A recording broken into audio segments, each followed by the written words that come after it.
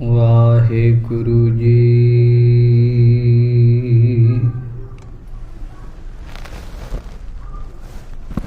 डंडौत बंदन अनक बार, सर्व कला समरथ, डोलन ते राखो प्रभु। नानक दे कर हथ, तू मेरो मेर परबत स्वामी। ओट गही मैं तेरी, ना तुम डोलो ना हम गिरते। रख लीनी हर मेरी, ना तुम डोलो ना हम गिरते। रख लीनी हर मेरी।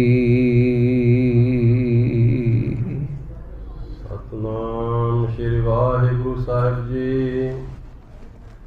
साध संग दुश्मन सब मीत, साधु कै संग महापुनीत। साध संग किस्यों नहीं बैर, साध कै संग नबी का पैर। साध कै संग नाही को मंदा, साध संग जाने परमानंदा। साध कै संग नाही हों ताप, साध कै संग तजै सब आप। आपे जानै साध बड़ाई, नानक साध प्रभु बाण आई। आपे जानै साध बड़ाई, नानक साध प्रभु बाण आई। वाहिगुरु जी का खालसा, वाहिगुरु जी की फतेह। दीन दुनिया दे मालक, गुरता गद्दी ते विराजमान दसां पातशाहियां दी जोत सतगुरु साहिब श्री गुरु ग्रंथ साहिब जी महाराज जी दी पावन पवित्र हजूरी अंदर सुभाईमान बहुत ही सत्कारयोग गुरु रूप खालसा साध संगत जीओ। आप जी बहुत वड्डियां भागां वाले हो, जो सतगुरु जी दी हजूरी विच बैठ के इलाही अकाली बाणी दा आनंद माण रहे हो। ये जिहड़ी पावन बाणी दी विचार है, ये बहुत उत्तम विचार है। भगत कबीर जी ने अपनी बाणी विच दस्या है कि काशी दे लोग, बनारस दे लोगां दा एक विश्वास है कि जे कोई बंदा बनारस विच मर जाए ते ओहदे कंन दे विच कहंदे एक मंत्र शिव वल्लों फूकिया जांदा ते ओह मंत्र नूं सुन के लोग मुक्त हो जाते हैं। उत्थे दे लोगां दा विश्वास है, पर की पता किसी दे कंन च मंत्र फूकिया जाता है, जे फूकिया भी जाता केवल तो केवल काशी दे थां ते मरन वाले दे कंन च फूकिया जाता है, बाकी दे लोकां दा कौन रखवाला। भगत कबीर जी कहन लगे, वो दुनिया दे लोगो, आ जिहड़ी पावन बाणी है, ये एक ऐसा मंत्र है, दुनिया दे किसे कोने च बह के भी इस बाणी नूं पढ़ लो, ये तारक मंत्र नालों वध ताकत रखदी। जिथे बैठ के पढ़ोगे बाणी तुहानूं उत्थे ही तार देगी। बाणी विच शब्द हन, लोग जानै यह गीत है, ये तो ब्रह्म विचार, ज्यों काशी उपदेश होए, मानस मरती पार। सतगुरु जी ने गुरबाणी विच एवें कोई खाली लफ्ज़ साडी तरह नहीं हैं जिन्हां दा कोई भाव ना होवे। सतगुरु दे जिहड़े पावन बोल हैं वो जमीन तो लैके आसमाना तक रहिंदी दुनिया तक, दुनिया तो बाद भी सच हैं। और वो सतगुरु जी पावन बाणी च कहंदे आ, धुर की बाणी आई तिन सगली चिंत मिटाई। ये गल नूं समझो, ये बाणी जो जियों जाना तिस अंतर रवै हरनामा।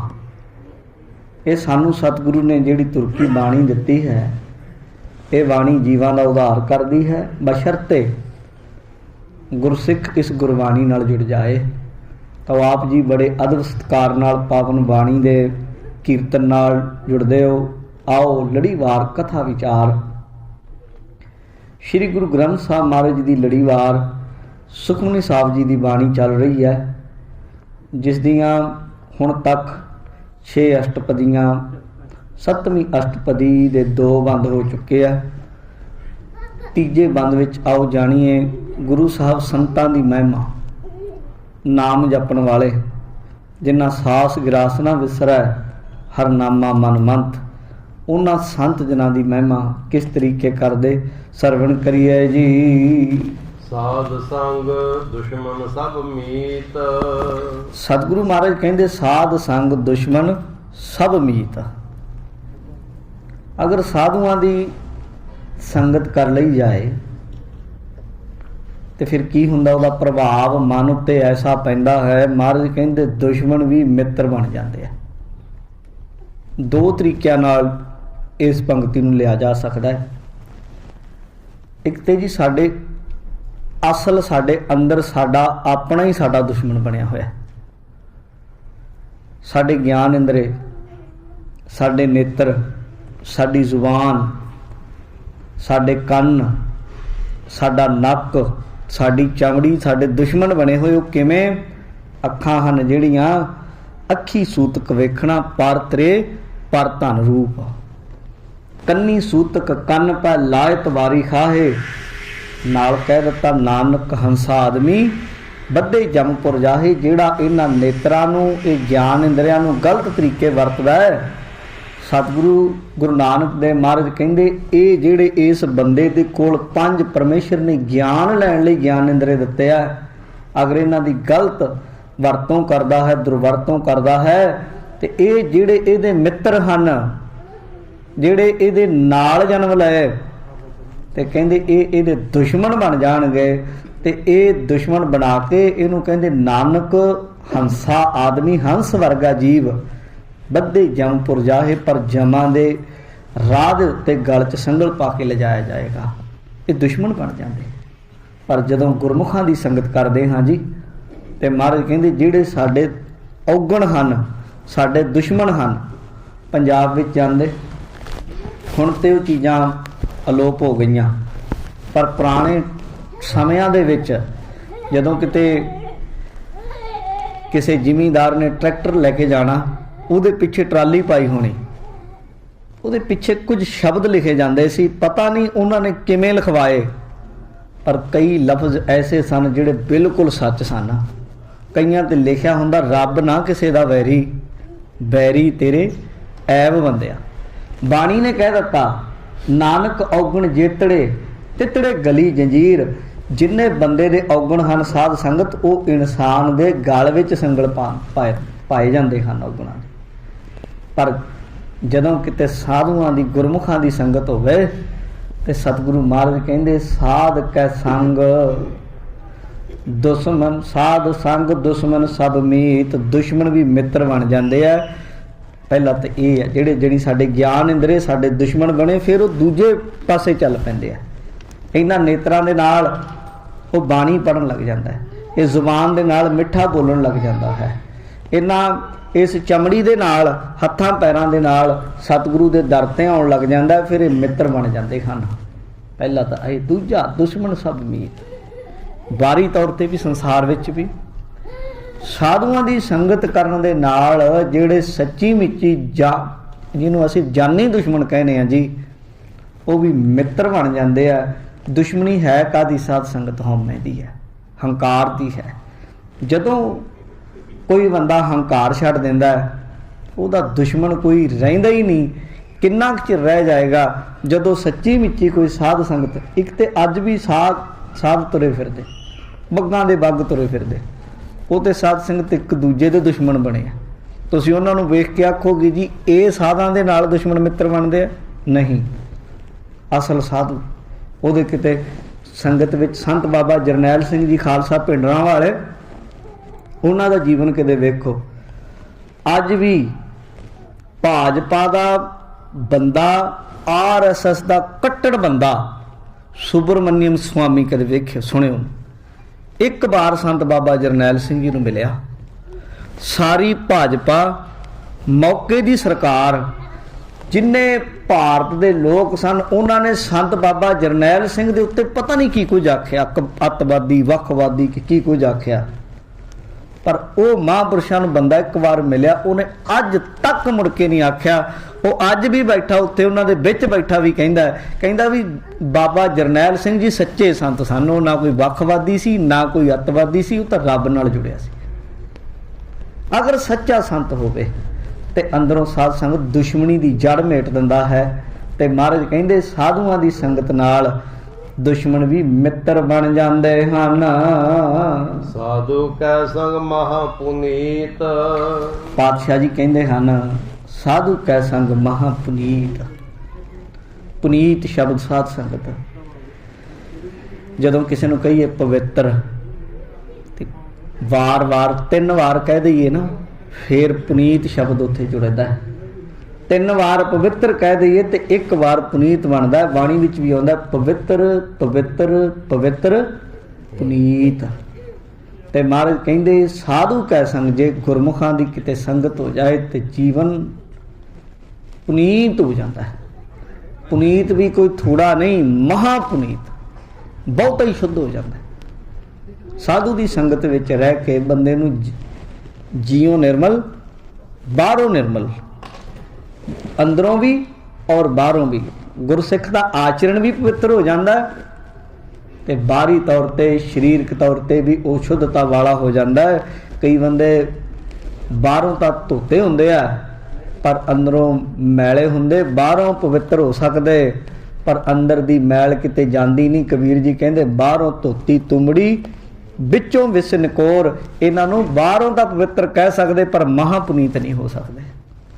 ਪਰ ਜੇ ਸੱਚੇ ਸਾਧੂ ਰੱਬ ਦੇ ਪਿਆਰਿਆਂ ਨਾਲ ਜੁੜਿਆ, ਜਿਹੜੇ ਅਸਲ ਸੰਤ ਹੈ, ਜੇ ਕਿਤੇ ਉਹ ਮਿਲ ਪੈਣ ਜੀਵਨ ਵਿੱਚ ਤੇ ਫਿਰ ਸਾਧ ਸੰਗਤ ਮਹਾਪੁਨੀਤ ਹੋ ਜਾਂਦਾ, ਬਹੁਤ ਜ਼ਿਆਦਾ, ਅੰਦਰੋਂ ਵੀ ਅਤੇ ਬਾਹਰੋਂ ਵੀ। ਜਿਹੜੀ ਅੰਦਰ ਸਾਡੇ ਪਾਪਾਂ ਦੀ ਮੈਲ ਹੈ, ਸਾਡੇ ਸੰਸਕਾਰਾਂ ਦੀ ਮੈਲ ਹੈ। ਬਾਣੀ ਵਿੱਚ ਜਪਜੀ ਸਾਹਿਬ ਵਿੱਚ ਤੁਸੀਂ ਰੋਜ਼ ਪੜ੍ਹਦੇ ਹੋ, ਭਰੀਆ ਬਾਹਰਲੀ ਮੈਲ ਮੂਤ ਪਲੀਤੀ ਕੱਪੜ ਹੋਏ, ਦੇ ਸਾਬੂਨ ਲਈਆ ਧੋਏ। ਬਾਹਰੋਂ ਵੀ ਗੁਰਸਿੱਖ ਗੁਰ ਸਤਗੁਰ ਕਾ ਜੋ ਸਿੱਖ ਅਖਾਏ ਸੋ ਭਲਕੇ ਉੱਠ ਹਰ ਨਾਮ ਧਿਆਵੈ, ਉਦਮ ਕਰੇ ਭਲਕੇ ਪ੍ਰਭਾਤੀ ਇਸ਼ਨਾਨ ਕਰਾਏ ਅੰਮ੍ਰਿਤਸਰ ਨਹਾਵੈ। ਅੰਮ੍ਰਿਤ ਵੇਲੇ ਉੱਠ ਕੇ ਉਹ ਬਾਹਰੀ ਮੈਲ ਵੀ ਲਾਉਂਦਾ ਹੈ, ਉੱਥੇ ਹੀ ਮੂਤ ਪਲੀਤੀ ਕੱਪੜ ਹੋਏ, ਦੇ ਸਾਬੂਨ ਲਈਆ ਧੋਏ। ਔਰ ਦੂਜੀ ਮੈਲ ਦੀ ਗੱਲ ਕਰ ਦਿੱਤੀ, ਭਰੀਆ ਮਤ ਪਾਪਾਂ ਕੈ ਸੰਗ। ਜਿਹੜੀ ਮਤ ਹੈ ਨਾ ਸਾਡੀ ਬੁੱਧੀ, ਜਿਹਨੂੰ ਅੰਤःਕਰਨ ਵੀ ਆਖਿਆ ਜਾਂਦਾ ਹੈ, ਮਨ ਬੁੱਧ ਚਿੱਤ ਅਹੰਕਾਰ, ਇਹਨਾਂ ਚਾਰਾਂ ਦਾ ਸਮੁਦਾਇ, ਚਤੁਸ਼ਟਾ ਜਿਹਨੂੰ ਕਹਿੰਦੇ, ਉਹਨੂੰ ਅੰਤःਕਰਨ ਕਹਿੰਦੇ ਆ। ਜਿਹੜੀ ਮਤ ਉਹ ਵੀ ਮੈਲੀ ਹੁੰਦੀ ਪਰ ਉਹ ਕਹਿੰਦੇ ਪਾਪਾਂ ਨਾਲ। ਫਿਰ ਉਹ ਕਾਹਦੇ ਨਾਲ ਧੁੱਪਦੀ? ਮਹਾਰਾਜ ਸਾਹਿਬ ਕਹਿੰਦੇ ਮੂਤ ਪਲੀਤੀ ਕੱਪੜ ਹੋਏ, ਦੇ ਸਾਬੂਨ ਲਈਆ ਧੋਏ, ਭਰੀਆ ਮਤ ਪਾਪਾਂ ਕੈ ਸੰਗ ਹੋ ਧੋਪੈ, ਨਾਵੇਂ ਕੈ ਰੰਗ। ਗੁਰਮੁਖ ਸਾਧੂ ਨਾਮ ਜਪਾ ਕੇ ਮੈਲ ਨੂੰ ਲਹਾ ਦਿੰਦੇ ਆ। ਇਉਂ ਕਹਿੰਦੇ ਪਵਿੱਤਰ ਹੋ ਜਾਈਦਾ ਹੈ। ਸਾਧ ਸੰਗ ਕਿਸ ਸਿਉ ਨਹੀਂ ਬੈਰ। ਸਾਧ ਸੰਗ, ਸਤ ਸੰਗੀ ਦਾ ਜਿਹੜਾ ਸਾਧੂਆਂ ਦੀ ਜਾਂ ਸੰਗਤ ਕਰਦਾ ਜਾਂ ਸਾਧ ਸੰਗਤ ਵਿੱਚ ਜਾਂਦਾ ਹੈ ਗੁਰਮੁਖ, ਉਹਦੇ ਅੰਦਰੋਂ ਬੈਰ ਵਿਰੋਧ ਮਿਟ ਜਾਂਦਾ ਹੈ, ਕਿਉਂਕਿ ਉਹਨੂੰ ਸਮਝ ਆ ਗਈ ਬੈਰ ਵਿਰੋਧ ਦੁਆਇਤ ਵਿੱਚ ਹੈ। ਔਰ ਉਹਨੂੰ ਇਹ ਵੀ ਪਤਾ ਸਾਧ ਸੰਗਤ, ਜਦੋਂ ਅਸੀਂ ਕਿਸੇ ਦਾ ਬੁਰਾ ਚਿਤਵਾਂਗੇ ਤੇ ਸਾਡਾ ਬੁਰਾ ਵੀ ਹੋਏਗਾ। ਗੁਰਬਾਣੀ ਵਿੱਚ ਮਹਾਰਾਜ ਨੇ ਆਖਿਆ, ਪਰ ਕਾ ਬੁਰਾ ਨਾ ਰੱਖੋ ਚੀਤ, ਤੁਮ ਕੋ ਦੁੱਖ ਨਹੀਂ ਭਾਈ ਮੀਤ। ਤੁਸੀਂ ਪਰਾਏ ਦਾ ਬੁਰਾ ਛੱਡ ਦਿਓ। ਅੱਜ ਮਨੋਵਿਗਿਆਨੀ ਅੱਜ ਬਹੁਤ ਇਸ ਚੀਜ਼ ਤੇ ਹੁਣ ਕੰਮ ਸ਼ੁਰੂ ਹੋ ਗਿਆ ਹੈ। ਹੋ ਸਕਦਾ ਆਉਣ ਵਾਲੇ 10 20 50 ਸਾਲਾਂ ਵਿੱਚ ਇਹ ਕੰਮ ਇੰਨਾ ਜ਼ਿਆਦਾ ਹੋ ਜਾਏ।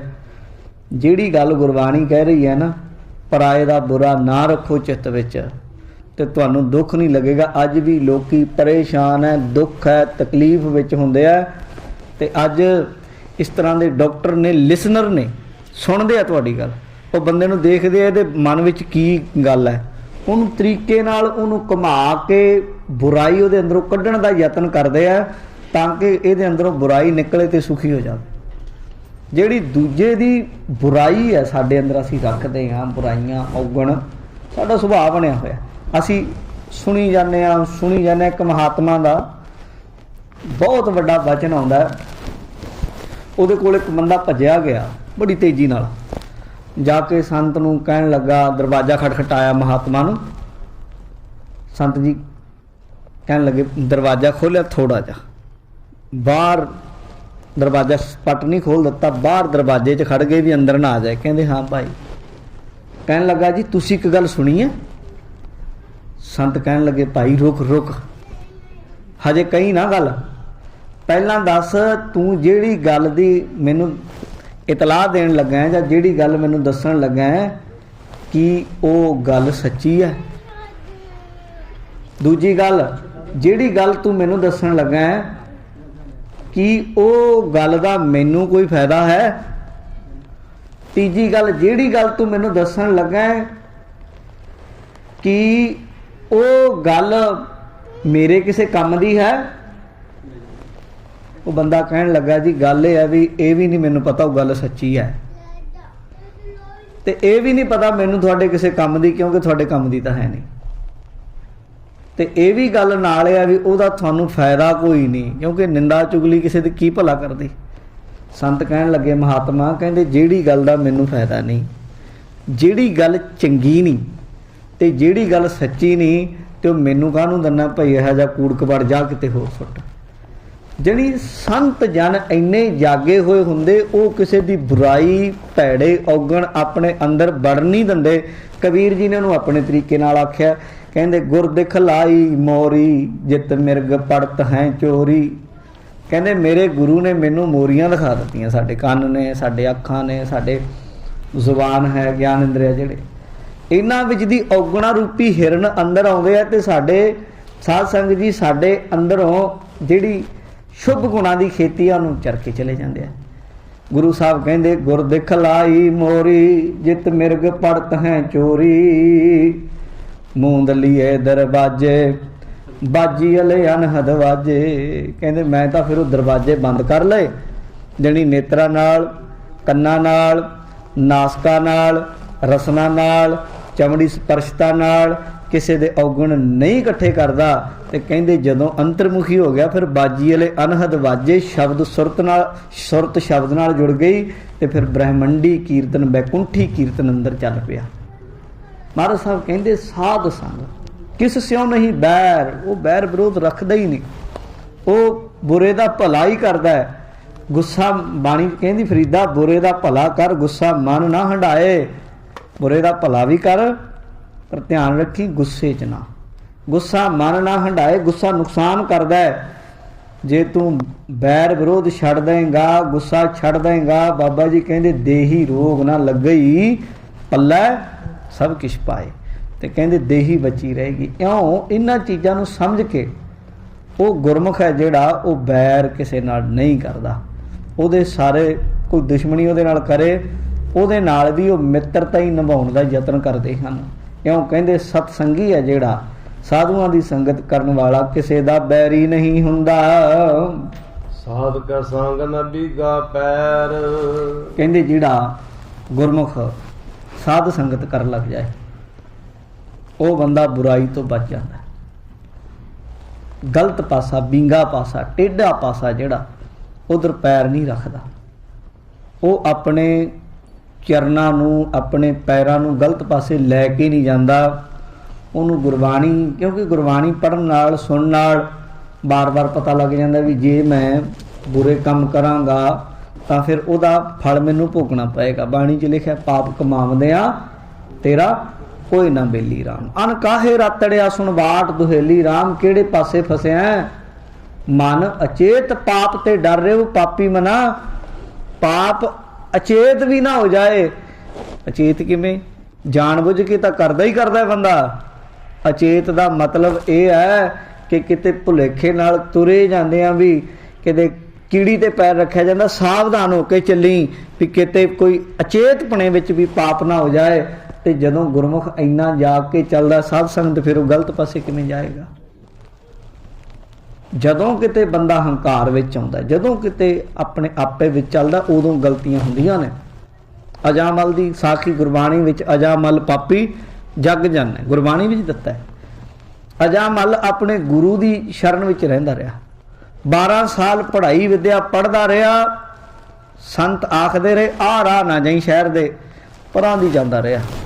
पर एक दिन अपने मन की मत पिछे लग के कहंदा संत ते गुरु ते रोज़ ही कही जांदा, उस्ताद ते इधर ना जा, हुण ते मैं बड़ा सियाणा हो गया, विद्वान हो गया, बड़ा समझदार हो गया, इधर दी उलंघा जदों गया बस उसे दिन साध संगत मार्ग तो भट गया, उसे दिन मार खा गया ते एडा वड्डा पापी हो गया। अजकल तो सोशल मीडिया जी, किसी नूं किसी की कोई गल होवे ते फैला दईदी है, वायरल कर दईदी भी आ। उदों कहंदे उन्हां टाइमां 'च हुंदा नहीं सी, उदों भी एडा पापी सी, दुनिया 'च मशहूर सी। अजामल पापी जग जाना है, निमख माहे निस्तारा। उस वेले उन्हें मार खाधी जिस वेले साध संगत उन्हें गुरु की गल छड्डी, गुरु का राह छड्डिया। इसे तरीके गुरबाणी भी कहती है, कहती मन की मत त्यागो हर जन। यह बात कठैनी कम कठना थोड़ा जरा अपने मन की मत नूं छड्डना, क्योंकि मन करदा ही अपनी मर्जी है। हरी अंगूरी गधा चरा इहदा कम है, जाके पुठे पासे नूं ये मन बार बार जाता है। पर जदों गुरमुखां की संगत करता है तो महाराज कहते फिर यदा मन इन्ना पद्धरा हो जाता है, ये सामने विवेक हुंदा है। जदों गलत पासे ना जाना, इनू विवेक कहते हैं संत जन। विवेक की है? सत असत की विचार हो जाना, पता लग जाना किहड़ा औगण है किहड़ा गुण है, किहड़े पासे मैनू नुकसान है, मेरी आत्मिक तौर पर जिहड़ी रूहानीयत की मेरी खुराक है खत्म हो रही है, किहड़े पासे मेरा लाभ है। जदों इस चीज़ नूं वेख के अगे चलदा है फिर वो इन्ना जाग जाता है। तो साध संगत महाराज कहते फिर वो बींगे पासे टेढ़े पासे पैर नहीं रखदा जी। साध कै संग नाहीं को मंदा। साध संगत विच रहन वाला बंदा, साध संगत वो लोगां दे औगण नहीं सिर ते चुकी फिरदा। माफ़ करना अज ये सब नालों वध साडे विच की इंसान विच ये बुराई आ रही है। ये हर किसी नूं मंदा कहंदा। उंज असीं सुणन नूं जां कहण नूं भावें 50 वारी लोगां नूं सुणा दईए, अखे जी दुर्योधन नूं कोई चंगा नहीं सी लभ्या, अखे जी युधिष्ठिर नूं कोई अपने नालों माड़ा नहीं सी लभ्या। कृष्ण जी ने उन्होंने गल ला लिया भी तू असल चंगा इंसान है, क्योंकि तेनों सारे अपने नालों चंगे लगे। दुर्योधन तू माड़ा तां है, तेरे नाल प्यार मेरा घट है कि तेनों अपने नालों चंगा कोई नहीं लभा। पर अपने ते किते इस गल नूं टुका के वेखीए, सानूं किहड़ा कोई चंगा लभ जाओ, असीं भी किसे नूं छड्डदे नहीं। कोई संत, कोई महात्मा, कोई गुरमुख, कोई किते भी चल जाओ, अपना हंकार एडा वड्डा साडा हो गया कि साध संगत असीं अपने अंदर नहीं दूजियां वल उंगलां करदे हैं। पर बाबे फरीद नूं पुछ के किन्ना तपस्या सी बाबे फरीद दी, तुहानूं पता? बाबे फरीद ने तप करदियां करदियां इन्ने रोजे रखे, इन्ना तप किया उस बंदे ने, उस फकीर ने, कि उहदा शरीर तन सुक्का पिंजर थिया, तलियां खुंडै काग, अजय सो रब ना बौड़िया, देख बंदे के भाग। इन्ना कुछ हो गया। जिस वेले अपने उस्ताद गुरु कोल गया सी ना, हजरत बख्तियार काकी कोल, उस वेले रो के उन्हें अपनी विद्या दसी सी ते उन्हें इहदा शरीर वेख के आख्या सी, काली कोयल तू कित गुण काली। वो जो पढ़ते हैं सटीक का फिर पता लगता है, पूरी शब्द की व्याख्या है, सवाल जवाब है। ਇਹਦਾ रूप वेख के आख दिता सी ਤੂੰ ਸੁੱਕ ਕੇ ਤਨ ਪਿੰਜਰਾ ਹੋ ਗਿਆ, ਕਾਲੀ ਕੋਇਲ ਬਣ ਗਿਆ। ਕਿਹੜਾ ਐਸਾ ਕੰਮ ਹੈ ਜਾਂ ਕਿਹਦੇ ਕਰਕੇ ਤੂੰ ਇੰਨਾ ਕਾਲਾ ਹੋ ਗਿਆ, ਸਰੀਰ ਇੰਨਾ ਪਿੰਜਰ ਬਣਾ ਲਿਆ। ਤੇ ਫਿਰ ਉਹ ਬਾਬਾ ਫਰੀਦ ਐਡੀ ਤਪੱਸਿਆ ਵਾਲਾ, ਉਹਦੀ ਜਦੋਂ ਬਾਣੀ ਪੜ੍ਹਦੇ ਆ ਉਹ ਆਪਣੇ ਉੱਤੇ ਲਿਜਾਂਦਾ ਹੈ। ਕਹਿੰਦਾ ਫਰੀਦਾ ਕਾਲੇ ਮੈਂਡੇ ਕੱਪੜੇ, ਕਾਲਾ ਮੈਂਡਾ ਵੇਸ, ਗੁਣ ਹੀ ਭਰਿਆ। ਗੁਨਾਹਾਂ ਨਾਲ ਗੁਣ ਨਹੀਂ, ਗੁਣ ਹੀ ਭਰਿਆ ਮੈਂ ਫਿਰਾਂ, ਲੋਕ ਕਹਿਣ ਦਰਵੇਸ਼। ਬਾਬਾ ਫਰੀਦ ਕਹਿੰਦਾ ਭਾਵੇਂ ਲੋਕ ਮੈਨੂੰ ਦਰਵੇਸ਼ ਕਹਿੰਦੇ ਆ, ਪਰ ਮੈਂ ਜਦੋਂ ਆਪਣੇ ਅੰਦਰ ਝਾਤੀ ਮਾਰਦਾ ਹਾਂ ਮੇਰੇ ਕੱਪੜੇ ਵੀ ਕਾਲੇ ਆ, ਫਕੀਰਾਂ ਵਾਲੇ, ਸੂਫੀਆਂ ਵਾਲੇ। ਫਰੀਦਾ ਕਾਲੇ ਮੈਂਡੇ ਕੱਪੜੇ, ਕਾਲਾ ਮੈਂਡਾ ਵੇਸ, ਮੇਰਾ ਰੰਗ ਵੀ ਕਾਲਾ ਹੋ ਗਿਆ ਸਰੀਰ ਦਾ। ਹੱਡ ਸੁੱਕ ਕੇ, ਸਰੀਰ ਸੁੱਕ ਕੇ ਹੱਡਾਂ ਦੀ ਮੁੱਠੀ ਹੋ ਗਿਆ। ਕਹਿੰਦੇ ਇੰਨੀ ਤਪੱਸਿਆ ਕਰਨ ਵਾਲਾ, ਪਰ ਕਹਿੰਦੇ ਲੋਕ ਭਾਵੇਂ ਦਰਵੇਸ਼ ਕਹਿੰਦੇ, ਮੈਂ ਆਪਣੇ ਅੰਦਰ ਝਾਤੀ ਮਾਰਦਾ ਮੇਰੇ 'ਚ ਔਗਣ ਬੜੇ ਆ। ਫਰੀਦਾ ਜੇ ਤੂੰ ਅਕਲ ਲਤੀਫ, ਕਾਲੇ ਲਿਖਣਾ ਲੇਖ, ਆਪਣਾ ਗਰੀਵਾਨ ਮੈਂ ਸਿਰ ਨੀਵਾਂ ਕਰ ਦੇ। ਜਦੋਂ ਸਾਧ ਸੰਗਤ ਇਸ ਤਰ੍ਹਾਂ ਦੀ ਵਿਰਤੀ ਦੇ ਧਾਰਨੀ ਹੋ ਜਾਵਾਂਗੇ, ਫਿਰ ਦੂਜਿਆਂ ਦੇ ਔਗਣ ਨਹੀਂ। ਕਿਉਂਕਿ ਗੁਰਬਾਣੀ ਵਿੱਚ ਤੁਸੀਂ ਪੜ੍ਹਦੇ ਨਾ, ਮਹਾਰਾਜ ਕਹਿੰਦੇ ਉਹ ਤੇਰੇ ਤੋਂ ਤਾਂ ਆਪਣੇ ਹੀ ਵਜਨ ਨਹੀਂ ਚੁੱਕਿਆ ਜਾਣਾ। ਆਪਣੇ ਆਪ ਨੂੰ ਸੰਭਾਲ, ਦੂਜਿਆਂ ਦੇ ਔਗਣ ਚੁੱਕੀ ਫਿਰਦਾ। ਬਾਣੀ ਵਿੱਚ ਲਿਖਿਆ ਕਬੀਰ ਭਾਰ ਪਰਾਈ ਸਿਰ ਚਰੈ, ਚੱਲਿਓ ਚਾਹੇ ਵਾਟ। ਕਹਿੰਦੇ ਪੰਡ ਚੁੱਕੀ ਫਿਰਦਾ ਹੈ, ਆਪਣਾ ਤੇ ਚੁੱਕਿਆ, ਦੂਜਿਆਂ ਦਾ ਵੀ ਚੁੱਕੀ ਫਿਰਦਾ ਹੈ। ਪਰ ਵਾਟ ਅੱਗੇ ਬਹੁਤ ਔਖੀ ਹੈ। ਉੱਥੋਂ ਜਿੱਥੋਂ ਲੰਘਣਾ ਹੈ, ਇੱਕ ਅਵਘਟ ਘਾਟੀ ਰਾਮ ਕੀ ਆਖਿਆ, ਉਹ ਔਖੀ ਘਾਟੀ ਹੈ, ਉੱਥੋਂ ਦੀ ਤਾਂ ਲੰਘਣਾ ਹੀ ਬੜਾ। ਕਬੀਰ ਮੁਕਤ ਦੁਆਰਾ ਸੰਕੁਰਾ ਰਾਈ ਦਸਵੇਂ ਭਾਏ, ਇੰਨਾ ਬਰੀਕ ਉਹ ਦਰਵਾਜ਼ਾ ਹੈ ਕਿ ਤੇਰੇ ਹੰਕਾਰੀ ਮਨ ਤੋਂ ਲੰਘਿਆ ਨਹੀਂ ਜਾਣਾ। ਇਹ ਤਾਂ ਪੂਰਾ ਸਤਿਗੁਰ ਮਿਲ ਪਵੇ, ਪੂਰੇ ਗੁਰੂ ਦੇ ਅਨੁਸਾਰੀ ਜੀਵਨ ਬਤੀਤ ਕਰ ਲਵੇਂ।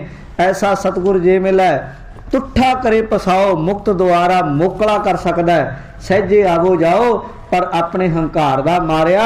ਕਬੀਰ ਜੀ ਕਹਿੰਦੇ ਇੰਨਾ ਭਾਰ ਚੁੱਕੀ ਫਿਰਦਾ ਹੈ ਆਪਣਾ ਹੀ, ਇਹ ਤਾਂ ਦੂਜਿਆਂ ਦਾ ਵੀ ਭਾਰ ਔਗੁਣਾਂ ਦਾ ਚੁੱਕੀ ਫਿਰਦਾ। ਨਿੰਦਿਆ ਇਤਿਆਦਿਕ ਦੂਜਿਆਂ ਨੂੰ ਬੁਰਾਈਆਂ ਲੋਕਾਂ ਦੀਆਂ ਕਰਨ ਦਾ। ਭਾਰ ਪਰਾਈ ਸਿਰ ਚਰੈ, ਚੱਲਿਓ ਚਾਹੇ ਵਾਟ, ਆਪਨ ਭਾਰੈ ਨਾ ਡਰੈ ਆਗੈ, ਆਓ ਘਟ ਘਾਟ। ਕਹਿੰਦੇ ਬੜੀ ਔਖੀ ਘਾਟੀ ਹੈ, ਆਪਣੇ ਭਾਰ ਤੋਂ ਨਹੀਂ ਡਰਦਾ, ਦੂਜਿਆਂ ਦਾ ਵੀ ਚੁੱਕੀ ਫਿਰਦਾ ਹੈ। ਜਦੋਂ ਇਸ ਗੱਲ ਦਾ ਅੰਦਰੋਂ ਗਿਆਨ ਹੋ ਜਾਂਦਾ ਹੈ ਸਤ ਸੰਗਤ ਵਿੱਚ ਰਹਿ ਕੇ, ਫਿਰ ਮਹਾਰਾਜ ਕਹਿੰਦੇ ਫਿਰ ਉਹ ਇਨਸਾਨ ਸਾਧ ਕੈ ਸੰਗ ਨਾਹੀ ਕੋ ਮੰਦਾ। ਗੁਰਮੁਖਾਂ ਦੀ ਸੰਗਤ ਕਰਨ ਵਾਲਾ ਫਿਰ ਕਿਸੇ ਨੂੰ ਮੰਦਾ ਨਹੀਂ ਕਹਿੰਦਾ, ਦੂਜਿਆਂ ਦੇ ਉੱਤੇ ਉਂਗਲਾਂ ਨਹੀਂ ਚੁੱਕਦਾ ਜੀ। ਮਹਾਰਾਜ ਸਾਹਿਬ ਕਹਿੰਦੇ ਉਹਨੂੰ ਆਪਣੀ ਔਗਣ ਸੁਧਾਰਨ ਦੇ ਉੱਤੇ ਜ਼ਿਆਦਾ ਸਮਾਂ ਲਾਉਂਦਾ ਹੈ। ਸਾਧ ਸੰਗ ਜਾਣੇ ਪਰਮਾਨੰਦਾ। ਸਤਿਗੁਰੂ ਮਹਾਰਾਜ ਕਹਿੰਦੇ ਸਾਧ ਸੰਗਤ ਵਿੱਚ ਰਹਿ ਕੇ ਗੁਰਮੁਖਾਂ ਦੀ ਸੰਗਤ ਵਾਲਾ ਬੰਦਾ ਪਰਮ ਆਨੰਦ, ਇੱਕ ਤੇ ਛੋਟੇ ਛੋਟੇ ਆਨੰਦ ਆਉਂਦੇ ਆ ਜੀ, ਕੁਝ ਖਾ ਲਿਆ ਕੁਝ ਪੀ ਲਿਆ, ਇਹ ਵੀ ਸੁੱਖ ਹੈ। ਪਰ ਸਤਿਗੁਰੂ ਕਹਿੰਦੇ ਜਦੋਂ ਸਾਧੂਆਂ ਦੀ ਸੰਗਤ ਵਿੱਚ ਜਾਂਦਾ ਗੁਰਮੁਖਾਂ ਦੀ, ਫਿਰ ਪਰਮ ਆਨੰਦ ਤੇ ਪਰਮੇਸ਼ਰ ਦਾ ਨਾਮ ਹੀ ਹੈ। ਸਭ ਸੁਖ ਦਾਤਾ ਰਾਮ ਹੈ, ਦੂਸਰ ਨਾਹਿਨ ਕੋਏ, ਅਵਨਾਸ਼ੀ ਖੇਮ ਚਾਹੇ ਜੇ ਨਾਨਕ। ਅਵਨਾਸ਼ੀ ਖੇਮ ਦਾ ਅਰਥ ਹੈ ਸਦੀਵੀ ਸੁਖ। ਮਹਾਰਾਜ ਸਾਹਿਬ ਕਹਿੰਦੇ ਉਹ ਪਰਮ ਆਨੰਦ ਗੁਰਮੁਖਾਂ ਦੀ ਸੰਗਤ ਵਿੱਚ ਮਿਲਦਾ ਹੈ। ਸਾਧ ਕੈ ਸੰਗ ਨਾਹੀ ਹਉ ਤਾਪ। ਪਾਤਸ਼ਾਹ ਜੀ ਕਹਿ ਰਹੇ ਆ, ਸਾਧ ਕੈ ਸੰਗ ਨਹੀਂ ਹਉ ਤਾਪ। ਸਾਧੂਆਂ ਦੀ ਸੰਗਤ ਵਿੱਚ ਬੈਠ ਕੇ ਹਉਮੈ ਦਾ ਤਾਪ ਨਹੀਂ ਪਈ ਚੜਦਾ। ਬੈਠ ਜਾਓ ਭਾਜੀ, 5-7 ਮਿੰਟ ਰਹਿ ਗਏ, ਬਹਿ ਜਾਓ, ਫਿਰ ਲਾ ਲਿਓ। ਹੁਣ ਮਹਾਰਾਜ ਸਾਹਿਬ ਕਹਿੰਦੇ ਸਾਧ ਕੈ ਸੰਗ ਨਾਹੀ ਹਉ ਤਾਪ। ਸਾਧ ਸੰਗਤ ਵਿੱਚ ਬੈਠ ਕੇ, ਸਾਧੂਆਂ ਦੀ ਸੰਗਤ ਕਰਕੇ ਹਉਮੈ ਦਾ, ਇਹ ਬੁਖਾਰ ਹੈ ਵੀ ਹਉਮੈ ਦਾ। ਇੱਕ ਤਾਂ ਦੂਜਾ ਆਪਾਂ ਨੂੰ ਤਾਪ ਚੜ੍ਹਦਾ ਹੈ ਨਾ ਜੀ, ਸਰੀਰ ਨੂੰ ਬਿਮਾਰ ਹੁੰਦੇ ਆ, ਇੱਕ ਹਉਮੈ ਦਾ ਵੀ ਤਾਪ ਹੈ। ਇਹ ਤਾਪ ਤੇ ਐਸਾ ਹੀ ਹੈ ਸਾਧ ਸੰਗਤ ਜਿਹੜਾ ਬੰਦੇ ਨੂੰ ਲਗਭਗ ਚੜ੍ਹੇ ਹੀ ਰਹਿੰਦਾ ਹਉਮੈ ਦਾ। ਪਰ ਜਦੋਂ ਗੁਰਬਾਣੀ ਪੜ੍ਹਦਾ ਹੈ, ਗੁਰੂ ਨਾਲ ਜੁੜਦਾ, ਫਿਰ ਇਹਦਾ ਉਤਰਦਾ, ਫਿਰ ਇਹਨੂੰ ਸਮਝ ਲੱਗਦੀ ਵੀ ਮੈਂ ਕੁਛ ਵੀ ਨਹੀਂ, ਮੈਂ ਨਹੀਂ ਕਿਛ ਹਉ ਨਹੀਂ ਕਿਛ ਆਹੇ ਨਾ ਮੋਰਾ, ਅਵਸਰ ਲੱਜਾ ਰਾਖ ਲਿਹੋ ਸਦਨਾ ਜਨ ਤੋਰਾ। ਨਹੀਂ ਤੇ ਬੰਦਾ ਕਹਿੰਦਾ ਵੀ ਮੇਰੇ ਜੈਸਾ ਕੋਈ ਵੀ ਨਹੀਂ, ਜੋ ਮੈਂ ਆ ਉਹ ਤਾਂ ਦੁਨੀਆ ਤੇ ਕੋਈ ਦੂਜਾ ਬਣਾਇਆ ਹੀ ਨਹੀਂ। पर जदों गुरु नाल जुड़दा है फिर उत्थे जाके कहंदा हम रुलते फिरते कोई बात ना पूछता, गुर सतगुर संग कीरे हम थाते। सतगुरु जी कहंदे हन भाई हौमै दा ताप नहीं रहिंदा गुरमुखां दी संगत विच रह के। साध कै संग तजै सब आप। सतगुरु जी कहंदे साध संगत विच रह के, साध कै संग साधुआं दी संगत नाल की करदा है। महाराज साहब कहंदे तजै सब आप, तज दिंदा है, छड्ड दिंदा है आपा मैं अपना।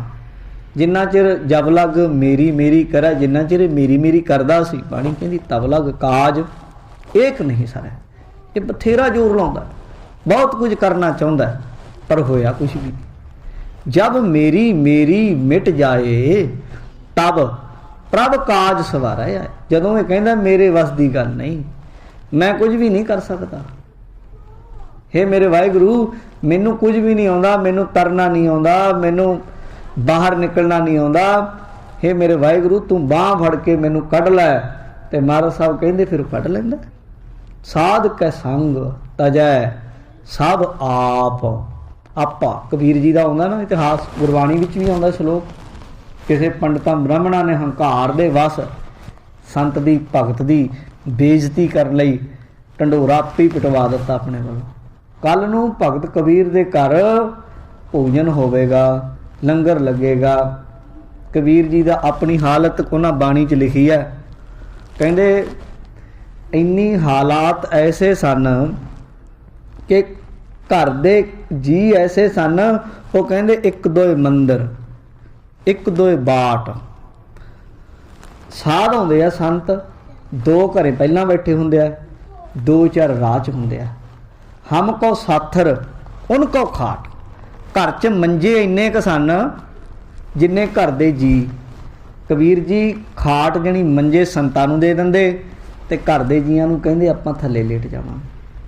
ते संत आउंदे कहंदे मूंड पलोस कमरबद्ध पोथी, कमर नाल ਝੋਲਾ ਬੱਧਾ, ਉਹਦੇ 'ਚ ਪੋਥੀਆਂ ਕੋਈ ਧਾਰਮਿਕ ਇਤਿਹਾਸ ਦੀਆਂ ਪੁਸਤਕਾਂ ਰੱਬ ਦੇ ਨਾਮ ਜਪਣ ਵਾਲਿਆਂ ਦੀਆਂ, ਤੇ ਸਿਰ ਨੂੰ ਹੱਥ ਮਾਰਦੇ ਸਿਰ ਪਲੋਸਦੇ ਆਉਂਦੇ। ਮੂੰਡ ਪਲੋਸ ਕਮਰਬੱਧ ਪੋਥੀ, ਪਰ ਘਰੇ ਇੰਨਾ ਕੁਝ ਹੁੰਦਾ ਨਹੀਂ ਖਾਣ ਨੂੰ। ਕਹਿੰਦੇ ਹਮ ਕੋ ਚਾਬਣ ਉਨ ਕੋ ਰੋਟੀ। ਕਬੀਰ ਜੀ ਕਹਿੰਦੇ ਆਪਾਂ ਰੋਟੀਆਂ ਜਿੰਨੀਆਂ ਕੁ ਇਹਨਾਂ ਸੰਤਾਂ ਨੂੰ ਦੇ ਦਈਏ ਤੇ ਆਪਾਂ ਛੋਲੇ ਚੱਬ ਕੇ ਗੁਜ਼ਾਰਾ ਕਰ ਲਵਾਂਗੇ। ਐਦਾਂ ਦੀ ਹਾਲਾਤ ਵਾਲੇ ਕਬੀਰ, ਉਹਨਾਂ ਦੇ ਉੱਤੇ ਇਸ ਤਰ੍ਹਾਂ ਬ੍ਰਾਹਮਣਾਂ ਨੇ ਜਾਲ ਪਾ ਦਿੱਤਾ, ਇਹਦੀ ਬੇਇੱਜ਼ਤੀ ਕਰਵਾ ਦਈਏ। ਕਬੀਰ ਸੋਚਦਾ ਹੁਣ ਕੀ ਹੋਏਗਾ।